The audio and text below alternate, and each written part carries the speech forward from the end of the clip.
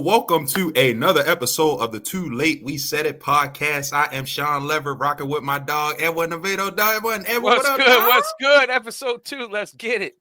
Hey, we back with another episode, guys. I told you we was going to be more consistent. We ain't bull spitting, man. We here. We're excited to be here, man. There's so much to talk about. We had to condense all of the anxiety and stuff in our mind down into a few topics, man. But we're happy to be here with you guys to discuss it. And we're going to kick it off, man. So the first thing we're going to talk about tonight, Edwin. Oh, first of all, man, what's up with you, man? We talk to each other every day. The crowd don't know us. What you been up to this week, bro? Man, it's just, doing my thing at work, man, doing my cable shit, back in the day, been doing it, still doing it, so, okay. Same old, getting these jobs done, Knocking them out, bro. I have to tell you, dog, when I was out there with you, man, that was actually one of the funnest, freest things I was able to do, yo. It's like, because you don't have nobody micromanage you and stuff. Yeah. It's kind of the same way, because I'm not doing like cable stuff like with Comcast, which was in Maryland, and over here at Spectrum. Right. I don't do that no more. Now I work for a company that does structured cabling, so we're doing like IT closets and stuff like that. So doing builds. Stuff. Yeah, doing so we're running data cables and fiber to locations and buildings, but we still have those small jobs where, let's say we did a job where it's a big build, like 500 cables or whatnot, and then later on the company wants to add 2 additionals to a room. So then they'll send one guy. So this week I did a couple of those small jobs where I'm just going out there adding additionals. So that just kind of feels like it feels like the old school days when you're just running 2 cables in the Wild West. That's what's up, dog. That's what's up, man. That's good, man. I was just I was chilling this week, man. I had a show last night. But really just been looking forward to the show, man. Same thing, work, chilling with the kids and stuff. So, happy to be back. But all that, now that the what do you call that stuff? The customary conversations out the way, man. Let's get to the meat and potatoes. Sir. Yes, sir. Let's get to the meat and potatoes. So this is the last week of the preseason coming up this upcoming Saturday and Sunday. I don't know. It's no Friday night games, is it? No, I didn't really check to see, because once we get to that third, I'm just waiting for the Ravens game. Everything else blocked out. But I usually, when it comes to the preseason, the last week, I don't watch them live because I have so much things going on. But because I got the NFL, the Game Pass, package, like I just go back and just watch some of the games and watch some of the film and tape on specific players. I like to do that because there's players. I play a lot of fantasy football. Tracking people. Oh, okay. So I'll go back and just watch specific plays or specific things, and I'll just read what's going on and say, okay, this player had a game. Let me go look at his tape. So I like to do that. So the last game, I always do that. The first week, I always watch the whole games, as many as I can. But once I get to the third preseason game, it's all about who's going to make the 53-man roster. Right, so exactly. That's when I just sit back, let the games happen. If anything crazy happens, I'll get a notification. I'll watch it then. But after the games happen on Monday, that's when I'm watching. Because by 4 o'clock Monday, after this preseason, 53-man roster's coming out. That's when I'm locked in. Let's see what's going on. But I mean, that's what I like about the third preseason game. I don't have to watch them live. I like to go back and watch games and just pick out pieces and see what's going on. So that's what I'm going to do. So probably Sunday or Monday, I'll probably be watching the games that's previous. And then on Monday during the day, I'll be watching clips. So we all know the preseason don't matter for real, but what it does. I disagree. I think the preseason is important. If they take the preseason away, it's very important. I understand what it's important to get that pop. It don't matter towards the record of your team, but man, it's important because let's say, for instance, we could look at the Bengals. The Bengals had issues with defense. So what happens in the preseason? They're not playing all of their schemes and stuff that they play during the regular season. They just play their base defenses, base offenses. That means that it's player versus player. There's no coaching scheme that's going to make a player look better than he is. These players have to. It's all about their execution. But that's why I say it don't. But that's why I say it don't matter. That's why it does matter. You're not learning any. The only thing you're getting is the physical contact aspect of it. You getting your muscles hard. Oh no, I disagree. What happens is players that gets on new teams, they have to learn how the defense plays. So when they're on that new team, it gives an opportunity to bond with the team and play instinctually. It lets the coaches see what kind of player are you when we strip away all of the that's what it's about. The glamour and glitz, and see what kind of player on raw on the field. And that's where real players are born. And I mean, that's where you can kind of see, you can kind of get an idea the depth of a team, how good they are, because without the starting squad, preseason, yes, because look at this. Let's say this: if your team is the one's truth, run exactly. So your team is the truth, right? Right? What happens if your number ones get hurt? The guys behind them have to step up. So when you see the preseason, you're seeing what the guys behind them are doing. If they suck, Edwin, then you're saying you better hope no injuries happen. You got to understand, psychologically, the preseason is not the regular season. For the fourth string bubble player from University of San Antonio, Texas, El Paso, for him it matters. Oh, it matters. But for Jalen Ramsey, he probably smoking weed. He's smoking weed. But it matters from the aspect of and for Jimmy Garoppolo, it don't matter. It matters from coaching and evaluation, but from the player's perspective, from the team chemistry. Oh, the people that already make it don't matter, but that's the only people that doesn't matter to. Let's stay in the sports world, bro. And this is something I don't know if it's real life or if it's fantasy, dog. We're gonna have to break it up to see if this is just another money grab. But the great Jake Paul will be taking on Baltimore's own Tank in a boxing match. When is the match? It's coming up like later this year. It's the November 18th or 17th. November 18th. So November 14th. November 14th on Netflix is going to be at the State Farm Arena in Atlanta. At Netflix. On Netflix. Yeah, Netflix is going to be. Netflix is going to do the bout. A lot of Jake Paul's promotions has been doing stuff with Netflix. Yeah, and also Turkey Al-Sheikh, who's been doing promoting nice pronunciation with TKO, which also is the parent company for the UFC and the WWE.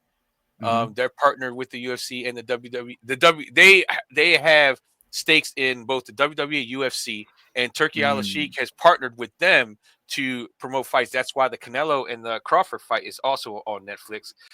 But we're talking about the Tank fight. Right. So, that's what I'm saying. Yeah. But it all kind of tracks on what Netflix is doing, trying to break into the boxing world. But they will. Hold on. Yeah. So this fight, go ahead. Yeah, so this fight kind of annoys me a little bit, but I kind of understand from let's look at it from the two people's perspective. We already know that Jake Paul's always looking for the money grab and the easy victory type of fight. Let me Tank is a high profile. Oh, it's going to be an easy victory. What is Tank going to do? Think so? Tank is 5'5", 140 pounds walking around, and he fights in 135. And what's Jake Paul? Jake Paul is 6'1", 225, bro. 6'1". Shit, I forgot about the height and weight disparity like that. So when he fought Mike Tyson, he said, "Hell yeah, it's gonna be easy." 225. now I think he's gonna be fighting at like 200, which that's still a 65-pound weight advantage. And I know the reach is crazy too. Not only with the reach advantage is crazy as well. He's got like an 8-inch reach advantage on. Yes. Yeah. on Tank. Now Tank is an extraordinarily better boxer, but let's be real here. Like Jake Paul has been training a lot with like professional trainers. He's definitely somebody that I would look at. He's not box lunch. He's not bag lunch. Nah, he's not bag lunch. He's not a can, but he's been cherry picking his fights to make him look better than what he is, fighting like old heads and stuff. Now this, at least we're looking at he's fighting somebody that actually knows what they're doing. But at the same time, is Tank still the champ? Tank's power is not going to be. How is he going to get in there? Yeah, Tank's the champ. What pisses me off about this is that Tank had a rematch that was going with Freddie Roach. Right. Mm-hmm. Freddie Roach. Why did I just say Freddie Lamont Roach? The trainer. Lamont Roach. Freddie. With Lamont. Yeah, I fight that nigga too. Freddie Roach is.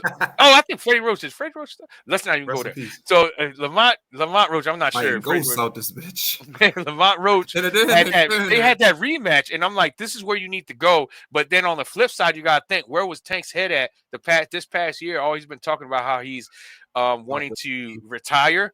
And he wants to be a better father, and he wants to go get so this could be the last bag. He's trying to get mental health. Like he's trying to get us what is it, a shrink? He's trying to get a shrink. He's trying to get a shrink to like deal with his anger issues and stuff, but he's afraid to do that while he's fighting because that's the edge that makes him a good fighter. So he's like, if I'm gonna do that, I can't box. So he's at the crossroads of deciding what's more important. And I think that makes sense why Tank would take this fight because it's the biggest payday. And it's almost like this means that's all it is. That means that he's going to take this fight and walk. Like he's going to walk away from boxing, which is a bummer. I don't think I've ever seen a real fight with Jake Paul. I've never seen serious. He fought the one boxer and he lost. He lost that fight. The one time he fought an active boxer.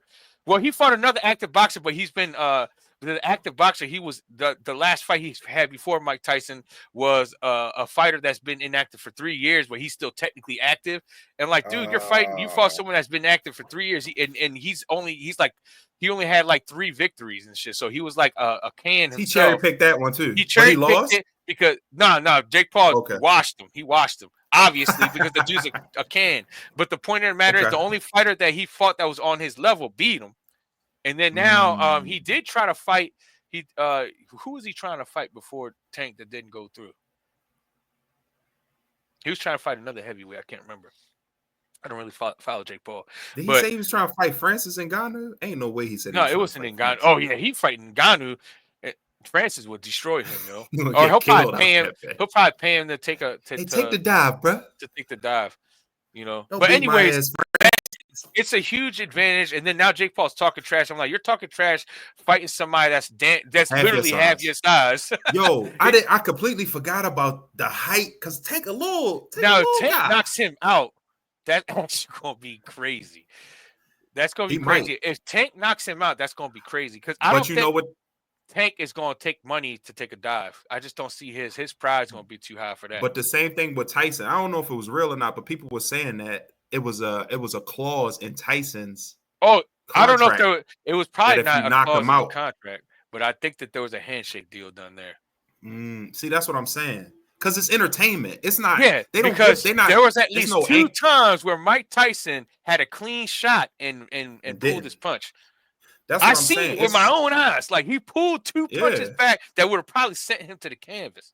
And Tyson no Super Bowl still has his power, but he doesn't have his stamina. So obviously Tyson had 3 rounds to get the job done. After 3 rounds, that's all Tyson got. He's too old to be fighting the long haul. He's got all his power, but he's gonna drain out. And that's all quick. Jake Paul did was wait, and then he started hit Tyson when Tyson's gas. He's 60 years old. How that's what I'm saying. So 58 years old. Damn near 60. Damn near 60. So I mean, like, what you gonna? That's what I'm saying though. But how can you win? It's entertainment though. It's no playoffs. It's no goal. It's just like this is it right here. So I'm gonna get the money out of it. Can Jake Paul count that as some kind of victory? He can't. And the thing is, he's literally got 1 victory against an actual active boxer who's a can, and that's cool. And then he wants. But he don't care about that. He's an entertainer. He's trying to be a champion and all that. So I mean, the thing is that all he has to do now you're out in the game now. So now let's start targeting the number 10, the number 11 ranked, the number 14 ranked fighter, and see what you can do in your weight class. He don't want to get beat up. He wants to stay relevant. Obviously. If he catch an L. And that's kind of the problem with boxing these days. Like, remember back in the day when boxers was all about pride and the glory, blood and guts and glory. And now it's like boxers are trying to be a brand and then trying to protect their record and like cherry pick fights. And then they finally pick that one fight that's good. And if they win, they go back to cherry picking. And then they'll pick that one fight that's good. They do just enough. You think Johnny Bones did that? John Bones Jones? People say John Bones did that. I don't think that he did that intentionally. He just came up when John Bones Jones was fighting, he came up when MMA was still on the rise. So the competition level it wasn't saturated with competition. And then he ruined his own career by getting in all that trouble, getting in cocaine and all that stuff, and getting in trouble. But he was beating great fighters. He was beating things up for real. Johnny Bones Jones was the real. He was the real. As they came, and then he had adversity. So I mean, even then he came back. Everybody said he was going to get his ass whipped, and then he beat him. And they're going, that's because everybody makes excuses. I don't think Johnny Bones Jones was BS. But I think the reason John Bones Jones got to where he was at because he was stagnant for so long, and he's making money. Why are you going to be such in a rush to prove yourself when you're like, I already made my money, and so you get to a point. It is taking a risk. The risk ain't worth the reward, and you're like going, it's too long. There was too much going on, and that all that gap in time that John Bones Jones could have been fighting was a lot of time lost, and that's kind of like what hurts his legacy is all of that gap in time. But he's still like you just watch the tape. You watch the tape on John Bones Jones. This dude, he was probably the most smartest fighter I've ever seen. Like, dude just understood how to react in a moment and like. Work his body, pause. Yeah, he was just, I mean, John Bones Jones, I haven't seen anybody like him. Yo, so you completely flipped my perspective on this thing, dog. I really forgot that Tank was that little and Jake was it's going to be that. I'm going to root for Tank. He's be more, but at the same time, I'm going to be cautiously optimistic because I'm thinking about like, dude, this might be too much to overcome, and because of that weight difference, it's labeled as an exhibition. So now here goes all these clauses like, what can they can and can't do? That also means because it's exhibition, it's not going to be 10 rounds. It's probably going to be 5. 6 or 8 or something like that. It's not going to be the full sanction, but let's see how these negotiations happen because at this point we're in the early stages. They got a date that they're looking forward to, so now the fighters can start training. But how seriously are they going to take it? Jake Paul's already starting the trash talk and talking about this man's been throwing dirt on my name too long, hitting like these fat heads of he's already starting his shit on social media, beating but up. That's always him. That's always him. He always does that. That's a loop. I'm not buying that shit on pay-per-view. I'm not betting on it because it's a money grab, man. I completely forgot about that. But this is gonna be crazy. 5'5" versus 6'1", 200 pounds. And you said Tank is how much? Like 170? Tank is 135. When he's not training, he walks around. When he's not training, when he's not training, he's not fighting. He's walking around at 140. But he fights at 135 and 145. So Tank fights between 135 and 145. That's Tank. Yeah, man, he's 5'5". He 139 pounds. Yeah, just like I said, he walks around at 140. That's his natural walk around weight, right? 140, and he fights at 135. So he comes down to 135, and then he hydrates to 5 because that's the standard hydration. You dehydrate 5 pounds, but you got fighters now dehydrating 13, 14 pounds. Can he get more weight? Can he gain weight in this fight? Yeah, can he get up to like 160? He can get up to probably 150. That's the most. Without sacrificing speed and all that. Yeah. He's not going to go past 150. He's fought at 145 before and got to like 151. I've seen that. I've seen him do that. That's when he fought. Matter of fact, when he fought Ryan Garcia, they fought at 145, and he came in at 151. Yeah. Okay. Damn, I didn't know that. Yo, yeah. So he can get to 150 easily because he walks around 140. You can gain 10 pounds of muscle, but and you can also get girth. But if he gets to 160, he's not going to be doing nothing special. He's going to be sluggish.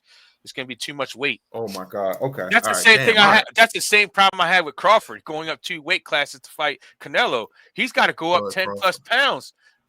And that's a lot. He's underestimating how different his body's going to react to that weight gain. Damn, yo. And everybody's talking like he's going to be sharp. It's like, yeah, he's going to be sharp, but slower sharp. Like a train. You can gain 5 pounds and not affect him, but when you gain 10, Lamar Jackson, same thing. He was 205 and he went to 215. 10 pounds only, 10 pounds of muscle, and my man was sluggish as hell. And he dropped that down. No, it was 2 years. A couple years ago, Lamar gained like a lot of muscle mass to get more girth, and then he couldn't run fast no more. Yeah, gain more girth. Pause. You keep saying girth. No any athlete tries to gain 10 pounds or more, they're gonna immediately lose speed and agility because of that. Because your body is used to what it's used to, and then it has to overcompensate, and that's going to take away a lot of the stuff, and you're not going to know till you're in it. And the same thing happened to Sugar Shane Mosley. Sugar Shane Mosley said that he went up and he immediately fell slow. And everybody that's done this, that went up 2 weight divisions, everybody's attested to this, saying, "Oh man, I felt sluggish and slow," and that's exactly what happened. Look what happened to Roy Jones. He went all the way to heavyweight, and his whole body transformed. Damn. And then he tried to come back down, and then you see his career was never the same. He started getting knocked out. Your body can't take those kind of flash. Your knees, everything weight changes. Yes. Yeah, your bones, everything, your body and your bone structure is used to what you're used to, and then you take it out of its comfort zone, and then you try to come back. You're going to perform. Yeah, your body's like, hell no. Your mind's going to tell you what you wanted to do, but your body ain't going to respond the right way. No, it's not. Hey, damn, where my ankles at? Yeah, you're looking all crazy. And I feel bad because, well, go ahead. Because what you feel bad about? The Canelo, I'll keep shifting it. I'm sorry, but that's a bigger fight. That's a real fight. What? The Canelo Crawford fight. You want that real shit? Jake Paul. It makes me mad because I'd rather see Tank versus Lamont Roach because I mean he has a lot to prove there. You could see that he wasn't really mentally in the fight. And it's like we didn't get to see Tank in his element locked in that fight. And, but the sad thing is, people going to watch this Jake Paul fight more than they will watch a real fight. And because it's the element of people want to see Jake Paul get knocked out. Jake Paul's smart, man. What Jake Paul is a smart businessman. He's a smart businessman. Understands that he could flip hate into dollars. It's like the people that love me are always gonna love me, and I can't do no wrong. But the people that hate me, they love to hate me, and they want to see me fail. So I'm gonna keep making money off these fools trying to see me fail, because he does just enough to put himself in a position to always win, so he can talk shit and then really dig into the haters, and then without selling it too much. Haters be crying in their pillows and shit, like, oh, Jake Paul's a piece of shit. He's ruining boxing, and then he's like, 20 million in the bank, and I'm 20 like, million, shit. It'd be more than that, right? Exactly. My man owns the promotion on top of the fact that he's getting a fight. That's how you know he's not gonna lose, bro. That's like the police. But anyway, so what do you think this all means? Try to knock him out. I do know that. I think it's gonna be a clause. I think he'll be pulling him just like Tyson. Tank gives a fuck. If he took this fight, that means that he's going out of boxing. He's not giving up. He might even shake his hand and say, "I got you. I won't knock you out." And he gonna if he break that clause, though, he gonna lose a bag. That's gonna be a lot of money. He gives a fuck. I'd laugh my ass off. That's crazy. I don't think he's gonna make that. Only Ocho Cinco. That's and how Antonio you know Brown, if there's a clause or not. We're like gonna know. This fight's gonna tell us if Jake Paul's full of shit and just make clauses. Because if Tank, the last one showed you that. All of them did, but I'm saying we know for a fact if we don't see Tank swing for the fences, we're gonna immediately know, because that's his MO. Yeah. That's his MO, and if he does it, we're definitely gonna know his. So it's like he's got to. How tall is Deontay Wilder? Yeah, hold on, let me see. I want to see. I want to see Deontay. Deontay Wilder would destroy him. He's like 6'8", 6'7", 6'8". All right, look it up though. I think he's 6'7" or 6'8". He's not gonna fight that wild nigga from Louisiana. He's not gonna fight him. Where he from? He don't want no parts of him. Where Deontay from? Where Deontay from? Just one of those haymakers will put him to sleep, yo. To this day. Let me see. Deontay Wilder. I'd put where Deontay from. I gotta put Wilder. Northport, Alabama. Ain't no way in hell he about to fight no nigga from Northport, Alabama. Where's he from? Northport. No. Is that close to Salem? He's not going. That's it. Let's pivot over to the pay-per-view formats and how we're moving towards the death of pay-per-view. Yeah, so along UFC with Netflix. Yeah, go ahead. Yes, good. UFC just signed a deal with Paramount Pictures, Paramount Films, Paramount Productions, whatever. That's going to give them exclusive rights to all UFC fights over a certain amount of time. So that straight jettisons them away from any type of pay-per-view dollars, revenues. And they're saying that both Paramount and UFC have a lot to gain by cutting that middleman out, so to speak, dog. So what do you think this speaks to for the rest of sports entertainment? We see the NFL doing it with Amazon and shit like that. Yeah. It's a big shift going to these a la carte services. Yeah. The deals from 2026 to 2032 at $7.7 billion. And what it's going to do is, starting on 2026, all of the pay-per-view events are now in the fight nights, pay-per-view events, fight nights, and the ESPN stuff. All is going to be exclusively on Paramount Plus at no additional cost. However, we will see that Paramount Plus might raise their subscription price to maybe $1, $1.50. We don't know at this point. I mean, they have to look at the numbers. But we can expect that Paramount Plus might raise their price to $1.50 to $2, which, in fact, let's just talk about numbers here. Why is this good for the fans? Because you're going to save, if let's say you bought every pay-per-view event for UFC, right? Mm-hmm. And on top of that, you watch every fight night, which is on ESPN Plus. Now, if you consider the money you're paying every month for ESPN Plus, or if you got the Disney bundle, you're going to be paying for that, plus the pay-per-views, which are $79.99 or $89.99, depending on the card, then you're saving at least north of $1,000 a year that you're spending. Now, wait a minute. Skirt. Let's add in the regular person here, because everybody I know, I don't know about you. I don't know how you get down. But everybody I know be streaming. People be stealing all of those fights from various websites. I don't think that. I think that's gonna diminish. I mean, that's gonna drop down the piracy a little bit, because a lot of these people that pirate it might already have Paramount Plus. So if you already have Paramount Plus, you no longer have to pirate it. You can just watch it These be right people there. from India though. Usually when I stream sports, it'd be from Bollywood. For me, like I go to like Buffalo Wild Wings. I just go to Buffalo Wild Wings when it's like a big card, and then you're spending, instead of spending $80, you'll spend like $15 to $20 on a trip to and eat. Right. Yeah, that's 15. That's the eating, because you don't have to pay for the entry pay-per-view. You don't pay entry fee. You just go in there. You're eating. I've seen sometimes they charge. Yeah, you're gonna pay about $15 to $20. But if you're a heavy drinker, you might pay more. But I drink like maybe 2 or 3 beers tops. Right. So I'm spending like $15, $20, and that's it. You could just buy a pitcher though for all that, and spend under $20, and that's a good fight night right there. But let's think about this for a minute. Now, if I'm paying $15 a month on Paramount Plus, let's say I already have Paramount Plus, it's gonna immediately save me money, because that's already accounted for money.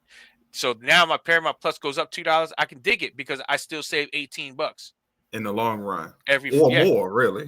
Yeah, $18 a month I'll save, because if you think about it, they factored it in. It says between $1,000 and $1,500 people are spending on watching every pay-per-view event or however the case may be.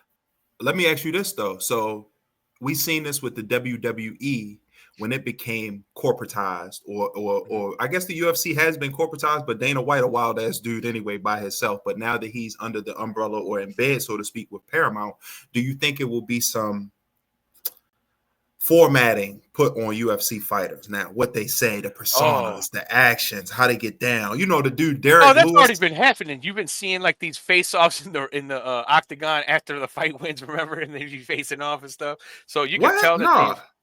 Yeah, every now and then on pay-per-view events, let's say there's a fighter, they have the fighters that's looking to fight the winner of a fight. And then from the crowd. Fight's over, all of a sudden he'll call them up, and then they'll be in the crowd, they'll face off and stuff like that. Like the Bills. No, but I'm talking about like Derek Lewis, the fighter who once he beat you up, he go like this. Yeah. And he also after the character. Fight. That's what I'm saying. One time after the fight, he took his shorts off, and he's like, "Why you take your shorts off?" He's like, "My ball."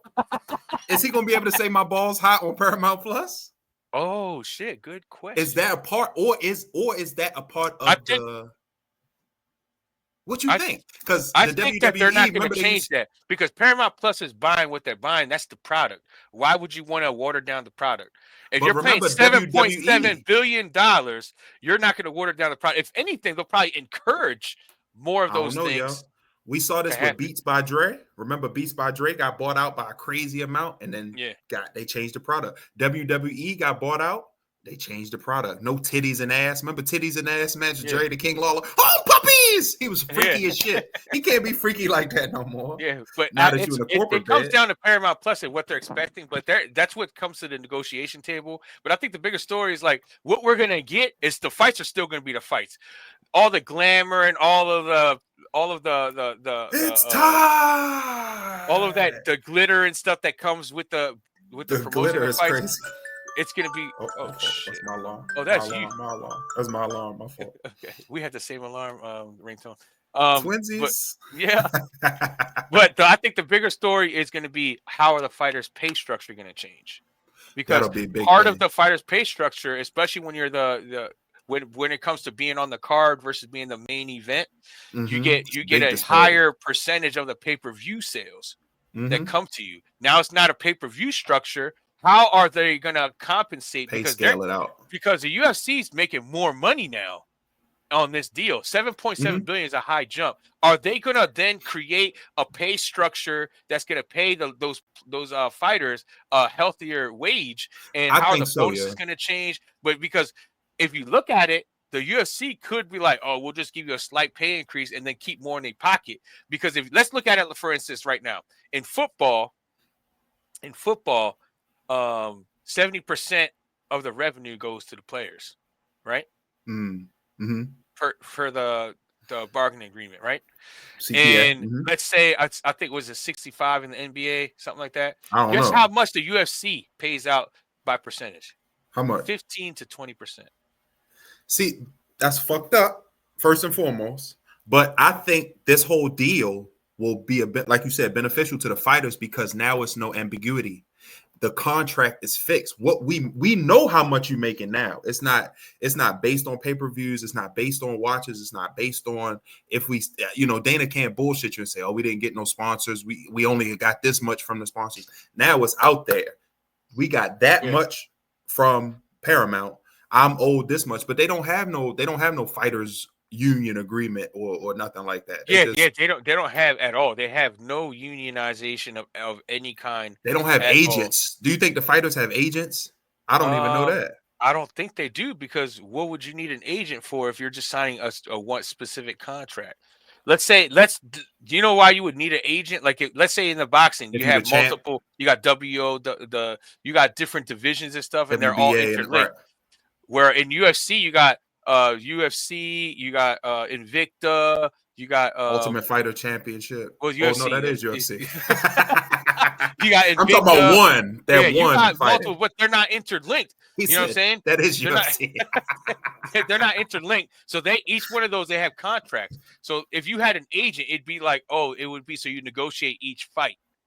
Well, maybe they do. Each fight you have to negotiate. Because I think Dana give you a 4 or 5 fight contract. Yeah, a 5. Yeah, and then there's clauses that, like, if you lose 2 in a row, we can drop you type shit. That's why fighters are so big on winning and shit. Because if you don't win, you can get cut. And also, if you don't win, you get knocked the fuck out too. You could also lose by decision. Yeah, that's true too. But you know what I'm saying? Your kids look at you differently. I'm trying to see the percentages here for it's 15 to 20%. I was right. That's insane, bro. Yeah. That's no profit share. Oh, look, in some instances, 10% of league revenue. 10%. Yeah, man, and they put their bodies beyond the line for real. So it's just their pay scale, from between 10 and 25%, depending on the fighter itself. Like a high profile fighter is probably getting 25, while the low ends are getting 10. So you're basically, most of the time, if you're getting from fight to fight, that means that you have to carry another job on top of that if you're not a champion. So while we're watching, like, you're a UFC fighter, man, you're the star. It's like, my man is only making like 10 grand a fight, and he only fights 2 times a year. That's 20 grand. Where's the other 50 coming? So that's why you need an agent for sponsorships. You need somebody to help you market your brand, and that's the most important part. That you have to make sure, especially if you build, like, that's why, like, Lewis, he makes money because he's a character and people want to see him. So he gets sponsorship and all that stuff. And when you do that, you get more money in your pocket. So that's what the change is. And that's why the WWE aspect of it, TKO being partnered with UFC, is that they probably have guys in there that, hey, you're a fighter that's up and coming. Let's bring these people in here and then try to get you out there. Your social media's got to come up. You got to build the brand yourself, like make yourself a logo. It's like, this, and you gotta really put yourself out there more and branding yourself. As an entity outside of the league or the Bengals or whoever the hell. Because between fight to fight, where's your money coming from? You better either get a job or you better be doing some promos. Sam's Club. You want to taste this tiramisu cake, nigga? That should segue us into everything's for sale. Yes. Edwin, you gotta stop being so hardline with the segues, Jay. Coming up next, cigarettes. Nigga be hard as shit. Edwin got the hardline show tunes. No, because we be going on tangents. You got the 50s doo-wop after the break. I was like, that should segue us. I don't know what I'm doing, y'all. We're learning here, man. We don't know. I don't know what I'm doing either, yo. This is our shit. Tell them, man. This is our shit. We do it the way we want to. But yes, there is no you're right. Cord. This is TV. Remember that? Yo, Martin was the GOAT, yo. It surprised me how many people never seen Martin. But anyway, yes, perfect thing. Let's talk about it, man. In this world of media and shit, even into fighting now, you have to sort of adapt this type of persona.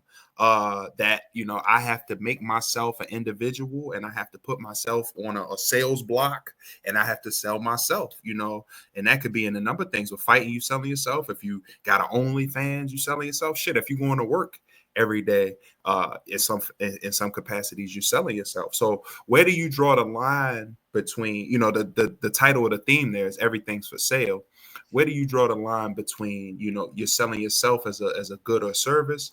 I guess to the point where you're selling your soul for good or service, to the point where it's just like, you know, I'm towing a line where it could, you know, if I tip over this way too far, this is a stain on my life forever. Sort of like a record for yourself. You know, don't shit go away on the internet, bro. You can scrub it to infinity. But what do you feel about that? I'm going on a tangent. Yeah, What you feel about that? I look at it like it's like what's your number?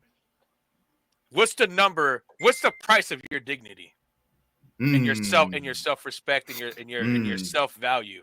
You know, that's what it comes down to. Is like, what I'm doing here, does it really matter as long as I'm getting millions of dollars? Or is $1 million more important? Because I think what happens is the perception. It's like it's the way people perceive themselves now. It's like where before it's like, I would never do that for any type of money. Where now someone's saying, yeah, you can judge me all you want. That's why I got $5 million. I get $5 million a day, and you ain't got shit. You know what I mean? And then you got and like, let's say for instance, what's that?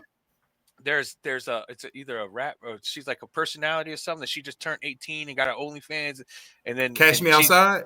Nah. She's another one, right? Where go right to like I can't remember. Oh, the is it Lil Tay?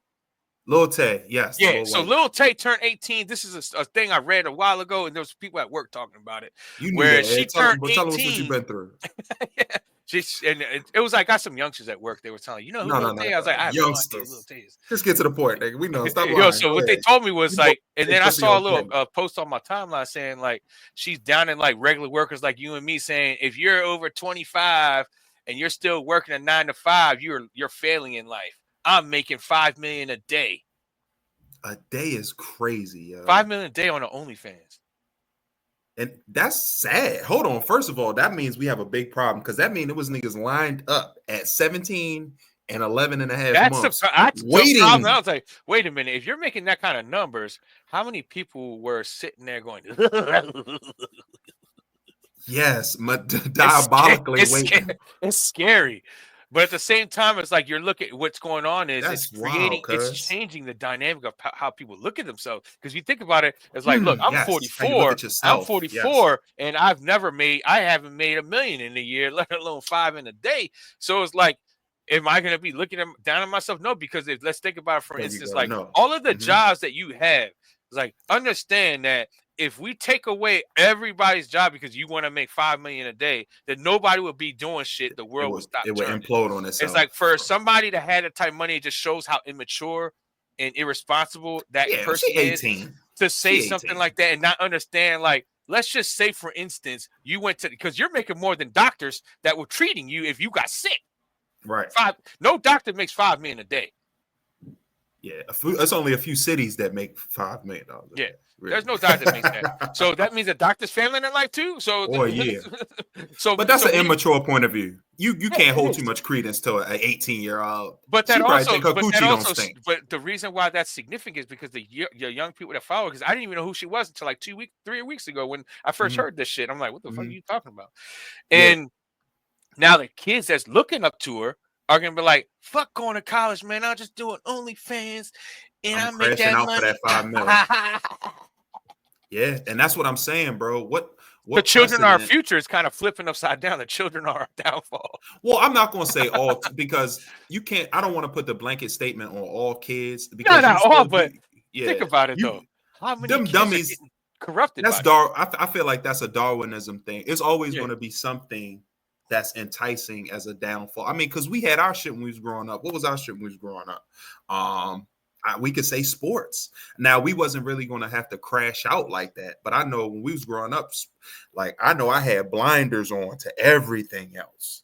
I know a lot of people in my community had blinders on. I'm going to play basketball. I'm going to play football, and that's it, or bust. And until you get to college, I know when I got my first time in college playing college football at junior college, it was this big white boy named Pops from Central PA, played center. He banged into me with his face mask, my nose started bleeding. I was like, damn, y'all wonder where I'm going to work at in a couple of years, because this ain't it, because I'm not going to make it with these strong-ass niggas. But these kids, they think I got a YouTube. I can blow this YouTube. For every one Mr. Beast or for every one Little Tay, it's 30, 40,000 kids, yo. And this is where SI or, SI mean put yourself out the game, bang, bang. Yeah. And you cutting yourself and stuff like that. That's where that comes from because you have an unattainable goal. Oh, I'm not going to say unattainable, but the percentage of you doing that, it's a 1-in-1. She a LeBron of her world in that realm. She's LeBron. Everybody can't be LeBron, like you said. If we stop going to work, if I stop going with my work, if you stop going to your work, the dude that work at Amazon Prime stop going to his job, who gonna buy your little coochie pics? Yeah. No, nobody had the money to do it. Nobody gonna. That's an interesting thing. Is like people that do those type of pages, like, hey, look, ain't no hate. Get your money however way you see it. It is what it is. You do you. Mm-hmm. But the point of the matter is like have a little thought behind and say it's the people that's making you rich are the grinders, the people that are out there working their 9 to 5s and doing all that. So that money's coming from them because rich people are too rich to be paying attention to anything other than what they doing. Being rich, getting they doing rich people things. They probably don't even know what an OnlyFans is. Right. What does that mean? Like, what so why do you think that is though, Ed? Do you think it's strictly for the money? Do you think it's for the fame? I think it's for all of the above. Fill a void? Do you it's for the it's love? Like you got to do something. It's like what happens is it's like you do kind of what interests you and then kind of what you flock to. So it's like today's generation is all social media based. So it's a fast type of living. It's like what you do. What's the next thing that's coming in? Right. At some point that OnlyFans thing is going to just slowly flow away. People are going to stop. Fizzle. It's going to fizzle at some point. Is it going to happen? Remember, it was about to get locked out. Yeah. Remember, it closed for a couple weeks before. It did. So it'll be a long gone. Yeah, we'll be dead by the time OnlyFans by the time that it's going to be another thing that takes its place. But the point of the matter is, you get it while the getting's good, and it's such a quick thing that happens in our youth now because they're always on their screens. And look, even for us, we're doing this podcast. It's people on their screens when they're filling in their dead time. You're just listening to us and whatnot because it's something that's to do for the time and the time being. And but I hope y'all not busting a nut to this though. That's the difference. Yeah, I hope not. We're not OnlyFans. If I find out one of y'all nutted on your screen while me and Edwin up here, I'm gonna kick your ass, yo. I'm gonna find you, yo.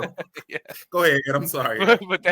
But I mean, that's kind of like the mentality of today. Is everything's moving fast, and people capitalize on these things. It's like YouTube content, I guess. YouTube content creation is such a huge thing because it's like taking over even like common media, like common day media now. Because like for instance, for myself, like I am a huge football fan, but all of my content I get from YouTube creators. I don't follow the mainstream media because they're just narrative based. They're just creating these topics for people to debate, to like create clickbaiting topics. Whereas I watch like all 22, you know what I mean? Like Coach Evans on Sip the Tally. Oh, watch, shit. Hold up, Ed. Your Baltimore came out. You're like, I mean. The Baltimore came out. Now and then, so I watch those things for film study and whatnot. And that's where I get a lot of my content, 410 Sports Talk and like, the Vault. These are all YouTube creators that I get all my content from. I don't watch ESPN. I don't watch NFL Network. I only watch those to watch the game. But when the game's over, guess where I go? To my YouTube content creators that's giving me the news that I need, and they're filtering out all of the fluff and giving it to me straight. So YouTube content creation is a positive in this new market of social media because if you consume it correctly, then you're getting good stuff. But it's all about you got to filter out all of the crap that's out there because now it means that anybody can pick up a webcam and a headset just like us and start doing this. Anybody can. But the thing is, what lasts and what remains is if you're real to what you're doing and if you have your audience, because that's what it comes to. It's not about if you're good or bad. It's like, do you have an audience? And as long as you have your audience, you're going to be successful. Which is why that girl, Lil Tay, is so successful. And also creation. It wasn't 5 million, it's 1.2 million. I overinflated the price. That's still hella money in a day. That's still hella money in a day, but 1.2 million. But the point of the matter is that means that she had developed the following since she was young and then converted that following into OnlyFans. Yeah, I'm not going. I'm not letting this slide. But the point of the matter is that's still the example is that if you develop the right following and you have a fan base, they carry you. You know, Corey Kenshin is like my son's huge. My son's huge in Corey Kenshin, and he starts with a Bible verse and everything. This dude's real good, but he has the most loyal fan base. Dude has 10 million plus subscribers, and he leaves and comes back, and they're all back. So no matter what he does, his content is always going to do numbers because he has a little fan base. So that's what it comes down to. Like the fighters would talk about everything's for sale. And this is where the positivity of everything's for sale is good. But it also could be negative because then you got the fluff content and the crap content. And our youngsters are watching this and they're consuming it. And they're not getting anything positive or anything that could fulfill anything that build them to a better lifestyle. It's just enriching. It's not enriching. It's just bad stuff. So it's like what it does is that we have to filter more. It's all it means is because like even with music, you got crap music, oversaturation, but you got to find those gems within the crap. But with the kids though, I don't think it's a way to shield them away from it at this point. You just have to teach discernment in them to be like, that ain't for me, or know that the consequences behind XYZ is. Yeah, you just have to be more involved as a parent. You have to be all up in their shit. Like, what are you watching? And enrich the good stuff by saying, I'll watch it with you. That's what parents like, back in the day, parents are like learn all those little kid shows and they're at work singing along to them because their kids watching them. You just got to be take more of an effort and be intentional on saying, when my kid's watching something good, I'm going to sit and watch it with them to let them see that I like it too. Yeah. It's like, but then we're not watching crap. You can't just be like, don't watch it because you can't prevent. What's the alternative? Right. You have to find a way to convince them that it's trash. And by doing that is being more present and being the role model of your child's role model in more of an effective way by being part of their life every step of the way and letting them trust you. And then when you see something negative, you have to find the perfect way to course correct without negativity because kids are rebellious by nature.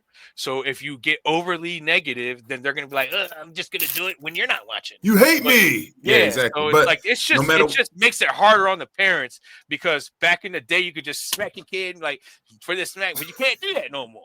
So since you can't do that, you have to be more psychological with it. You have to like be part of their process. Unfortunately, guys, what Edwin is telling you is very altruistic. And we wish that it would be like that, but you could go look in the mirror. I know for myself, I'm pretty sure I could speak for Edwin as well. No matter who you are or where you are in these great United States of America, when you're growing up, you're going to be chasing these hoes, male or female. You're going to be chasing these hoes. You're going to make some mistakes. So you just got to learn how to. It's okay. Yes, it is. That's life. So. You just got to pivot well. Is all. You got to pivot well. Off the hose. You got to pivot off the hose well. Yeah, you got to pivot. You got to back the hose down in the paint. It's tougher for kids. It is tougher for parents. It's not going to get easier. Social media set shit on fire, man. It's just it's a lot of crap, but it's a lot of good too. So it's just like understanding how to enrich the good and try to deflect the bad. Deflect the bad. In the name of Jesus. In the name of Jesus. Seek help if you can't do it yourself. Don't be afraid to say, hey, I need to enlist some help. That's parents don't like to do. They don't like to say, I need help. It's like, doesn't make you a bad parent. It makes you a good parent because you realize you're out of your depth. And this is beyond me. Delegate. It's like the best leaders know how to delegate. And that's the president has cabinet members. You know who they are? They're people that give him advice. So not this president. But most presidents, every other president. But Trump, you tell Trump, get the fuck off my phone. Don't call me fuckboy. So but all of the best leaders have people that advise them, and you have to not be afraid to say I need help. So you always got to keep a circle of people that you trust, that you can confide in to help you when the matters get rough, because not always is your kid gonna take from you when they get to certain ages. It's like it's the opposite. Everything you say will be the opposite. So you got to find that person that's influential and influence the influencer to help your kid do better. And that makes you a good parent. It's like finding a way to get to your kid, even if it's indirect. And sometimes parents are scared to ask for help. Do it. I don't know. This shouldn't have been a Dr. Phil moment, but damn it, it just happened. No. I mean, because we go from heaven to hell at this podcast, and I think that's real shit, man. That's a real good game you giving Ed, because I work in mental health now, man. So it's like I'm big on seeing parents come in and say, "Yo, I got work, I got my own shit. My child doing XYZ, help us out." And what people are very vulnerable in that moment, but I promise you, 9 times out of 10, man, you're gonna get something positive out of just opening up. Like Edwin said, if you have a family circle, a friend circle, that's dope. But in today's society, man, families aren't at the center no more. People more isolated. So if you don't have that network, man, reach out for some professional help, bro.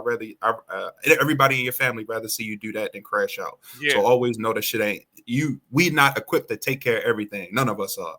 And like Edwin said, that's okay. You chasing hoes. Live your life. And there's nothing new under the sun. This has been a formula that's worked all the way back in the days before social media, when the saying was it takes a village to raise a child. It's the only thing that changes the village, but the village is still the village. It's just how the village is. It's like you just have a larger village now.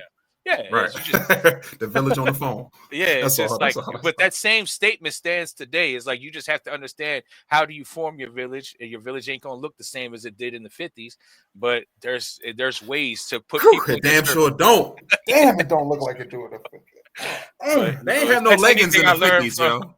From being a parent is understanding that there's going to be moments where you're going to be out of your depth, and it's okay to find a way to circumvent that with getting help and assistance wherever you may find it. You just gotta, because you can't hit your kids. This social media thing is crazy. You know what I'm saying? You can't stop your kid from watching everything. The minute they get a phone in their hand or a tablet, it's a wrap. It's a wrap. Even at school, even if you don't give them a phone, they're gonna talk to people. Now, I can say, if you're in your home, parents, if you get routers, these things have parental controls, and you can block out apps and websites. Understand how to do that. They're family friendly now. You just download an app with your current your web device, your wireless router, and you can go into the settings and set parental controls and completely block out websites, where at least at home you can filter what they see on their screens without worry. But when they leave your home, they're getting open. Ain't shit you can do. Ain't shit you can do. Yo. This is the jungle. Starbucks don't have no APL. Unless you're gonna lock your kids up in the basement like Igor, then you just Harry Potter closet. That's crazy. So Ed, is there anything else you want to talk about before we close up the show, man? Anything that we went over earlier you want to retouch on? You want to talk about the preseason? You want to talk about tank? You want to talk about some depth charts? You want to talk about? Talked about Teddy Bridgewater on the first episode, and I did watch some. Damn, he looked good. He looked good, bro. He looked good, and that's all I can say is, like, man, Teddy Bridgewater is definitely gonna nail that number 2 spot. Pause, but he's definitely over. Yeah. I like that you're using a pause. Wasn't really applicable there, but it was. He's gonna nail number 2. Nail the dookie. I sort of get it, reach, but better safe than sorry. Continue. Yeah, it was better safe. I was like, it seems like every time I say something with nailing and then number 2, I was like, I got Ed traumatized. That's not like a pausable moment. I guess. It'd be like, good morning, pause. It's like, that sounded like I was talking about something else. But he's definitely securing the number 2 spot. He definitely got that lockdown. And man, if I'm a Tampa Bay fan, I'm gonna be happy, because your number 2 looks like he can hold it down if Baker gets hurt, and that's all you want from your backup.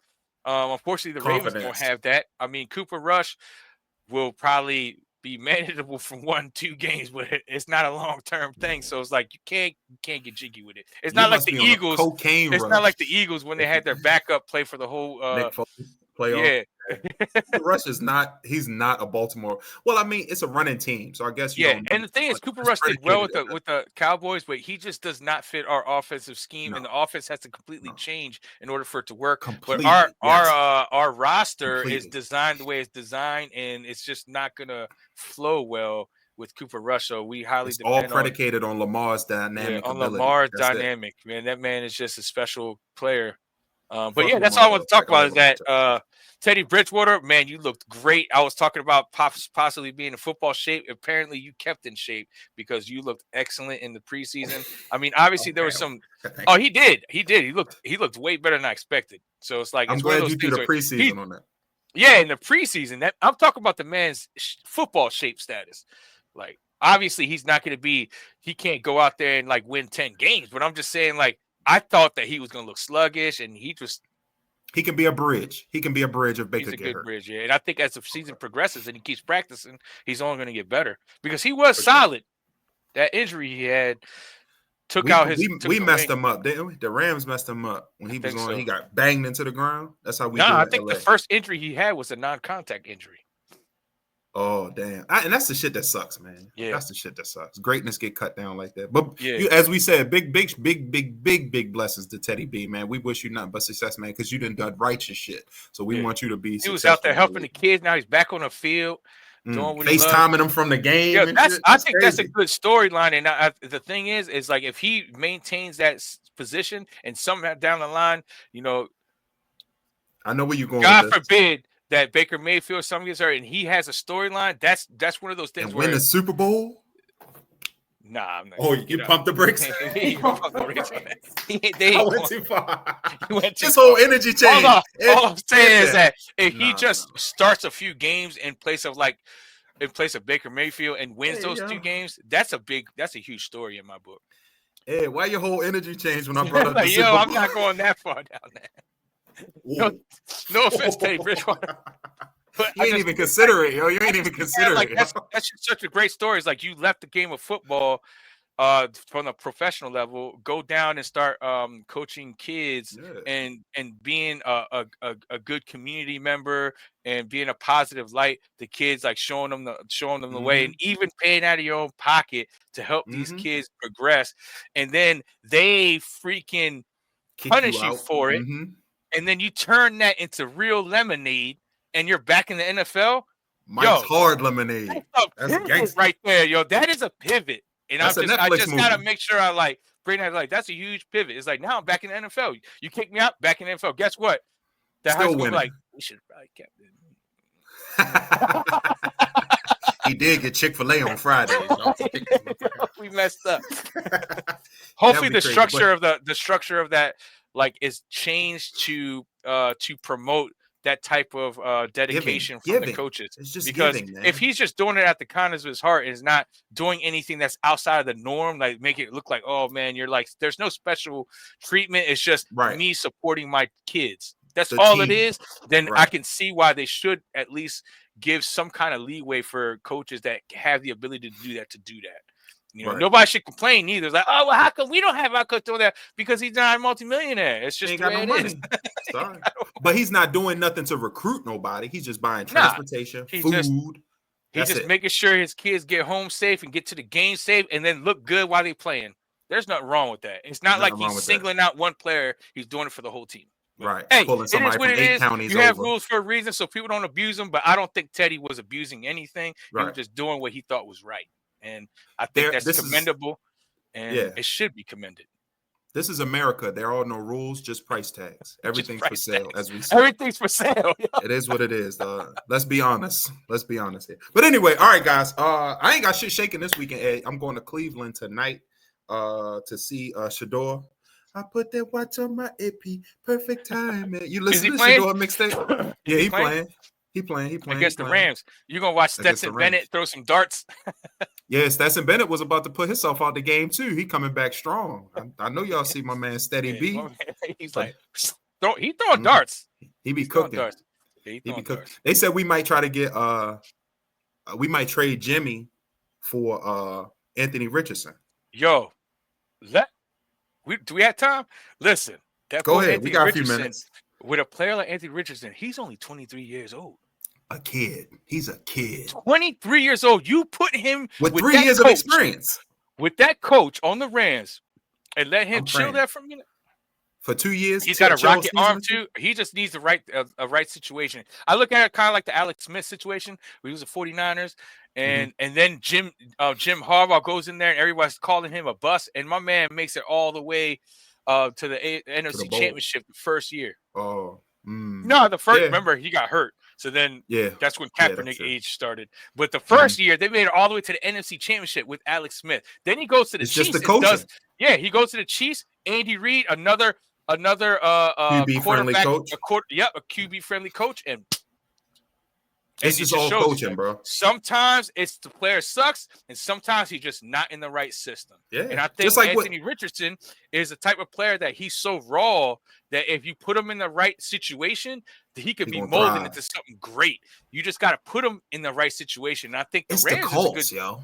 It's the Colts. The Colts ain't flashy. The Colts ain't gonna really use a black explosive. I'm not gonna say black, an explosive quarterback. No, it's not really the Colts. It's just the Colts didn't do what they needed to do to get them the right type of coaching staff around them. Kind of like the Ravens. I hate to pivot back to the Ravens, but the Ravens literally took Lamar Jackson, who they were considering a project who should change the wide receiver. He's a glorified running back. And the right offensive system gets put in place. He outgrows it. They stayed with the offensive system a little too long, but then they pivoted again, got Todd Monken in there, and look at what Lamar has become.